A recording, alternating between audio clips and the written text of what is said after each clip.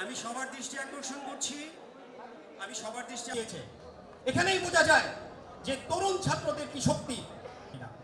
সেজন্যই আজকে আমাদের তোমাদের সাথে এখানে আসা।